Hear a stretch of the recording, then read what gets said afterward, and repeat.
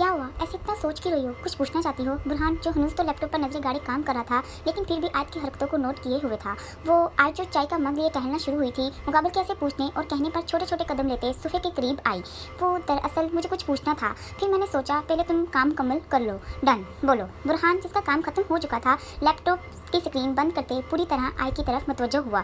जो पूछूंगी सच्चा सच्चा जवाब दोगे ना? वो बच्चों की तरह मासूमियत से बोलते, साथ ही उसके कुछ फासले पर सोफे पर ब्राई जमा हुई।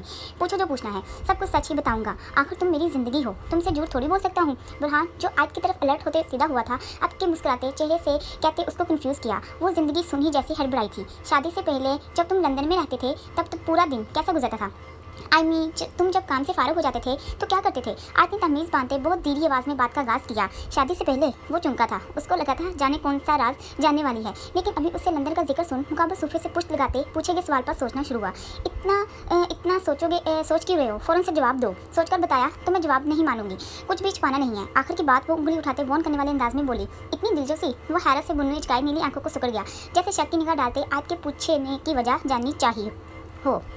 मुझे कोई दिलचस्पी नहीं है, वो तो मैं ऐसे ही जानना चाह रही थी कि जब तुम लंदन में इतना काम करते थे तो ज़िंदगी के मज़े कब लेते थे? आयत हड़बड़ाते अपने लफ्ज़ों को तोड़ मरोड़ते साफ वजह बयान करते बोलने का इशारा कर गई। जब मैं शादी से पहले लंदन में था, तब सारा दिन अपने काम में बिजी जैसे अभी यहाँ होता हूँ।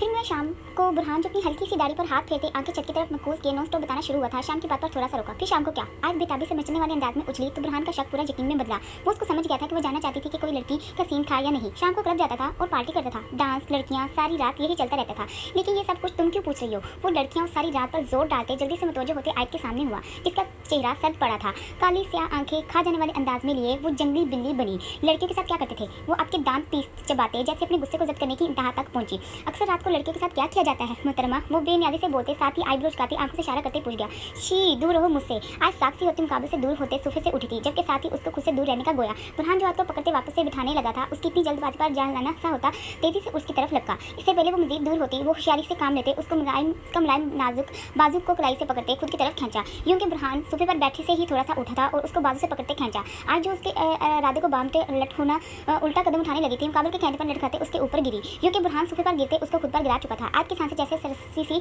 लर्जिंग। वो बुरहान के बेहद करीब हो चुकी थी, यूं कि दोनों की गर्म सांसें एक दूसरे के चेहरे पर तवाइफ करती अपना सार बांधना शुरू हुई। बुरहान की नीली आंखें जैसे पूरी तरह खोई थी। वो बिना पलके झपकाए आयत के नक्श दे गया।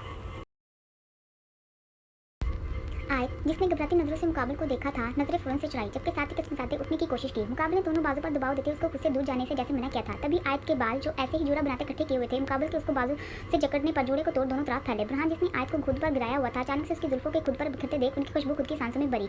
बुरहान प्लीज छोड़ो। आयत जो उसकी कैद में खुद को जिस्म महसूस कर रही थी, खुद की नर्वस को दूर करने के लिए बोलते जैसे साथ तोड़ने के नाकाम से कोशिश करनी चाहिए। कितनी बार कहा है कभी भी मुझे खुद से दूर कहने का बोलना नहीं, फिर भी तुम ये कर देती।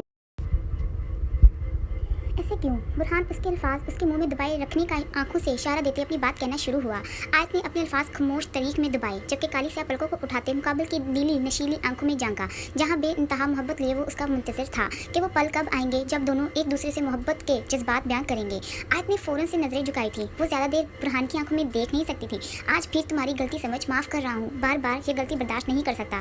बुरहान अपने दिल पर काबू रखते अब के धीरे से एक हाथ आगे लाते उसके बिखरे बाल कान के पीछे कर गया।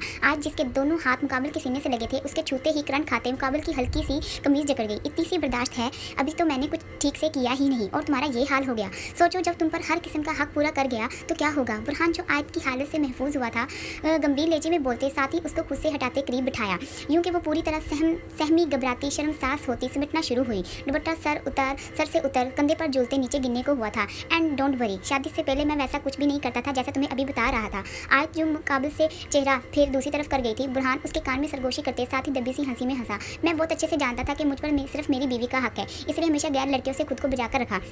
आखिर की बात वो शरारत से बोलते आयत को मजीद शर्मिंदा कर गया। बुरहान अपनी बात मुकम्मल करते बहुत प्यार से उसका दुपट्टा जो कंधे से गिरने लगा था कंधे पर सेट करते उठा चेंजिंग रूम में घुसा।